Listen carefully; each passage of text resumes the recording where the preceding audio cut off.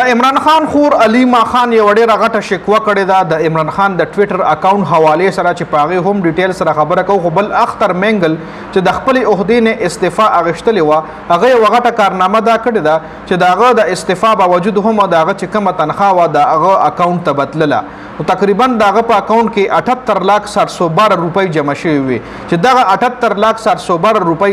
اختر مینگل واپس کړي دي چې ما الریډي استعفا اخیستلې وه او دا تنخواه زما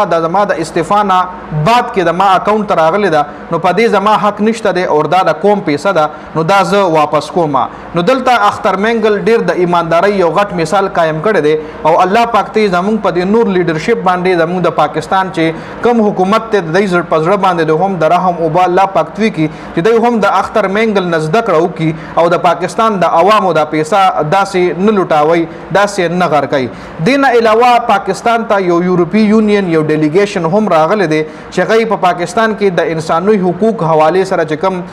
قوانین په پاکستان کې جوړ دي نو د هغې ریویو کېدو دپاره راغلی دی چې په پاکستان کې خو چېرته د هیومن رایټس وایلیشن نه کیږي. پاکستان کې خو چېرته داسې قانون نه دی پاس شوی چې کې د انساني حقوق پامال کیږي. نو په دې وجه باندې اوس دغه یورپی یونین د پاکستان څه قوانین وغیره چې کوم دي هغه ریویو کېدو دپاره راغلی دي. اوس په خبرو کو په علیما خان باندې چې علیما خان د کمې خبرې شکوه کړې ده نو علیما خان شکوه کړې ده چې د عمران خان ټویټر اکاونټ نه به مخکې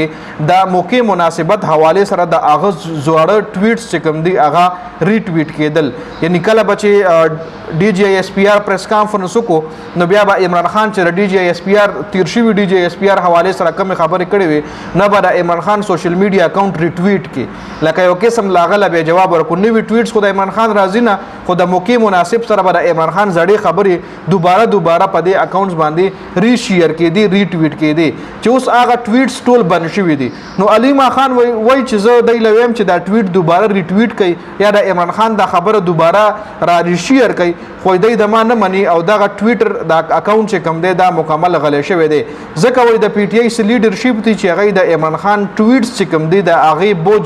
نشي برداشت کولی. نو علیما خان د دې خبرې شکوه کړې ده چې زما د وینا باوجود هم د عمران خان په اکاونټ باندې ټویټس ریټویټ کیږي نه. دینه علاوه د پی ټی آی د څلورو کسانو وفد هم ایران ته تللی دی تهران ته. تاسو ته معلومه وي د ایران د سپریم لیډر آیت الله خامنه‌ای جنازه هغه بله ورځ شوې وه نو د هغه دعا ته یا د هغه جنازې ته د پی ټی آی څلور کسان تلي چې په هغې باندې تنقید هم کېږي چونکې دا څلور کسان سیاسي نه بلکې د عمران خان وکیلان دي چونکې سیاسي کسان چې کوم دي ډېرو باندې بندیز دی هغوی په ایرپورټ باندې ټریول نشي کولی نو په دی باندې هم ډېر خلک تنقیدونه کوي چې دی ولې تلل یا څه دپاره تللي دي یا سیاسي کسان وایي نه تلل چې وکیلان تلل. نو له هر چا خپل پوینټ آف ویو دی هر سړی خپل د پوینټس مطابق خپله ګیله معنا د پی ټی آی نه کوي. خیر دا په دې ویډیو کې اپډیټ شو د دې حوالې سره ستاسو سره دا کمنټ لازمي وکړئ.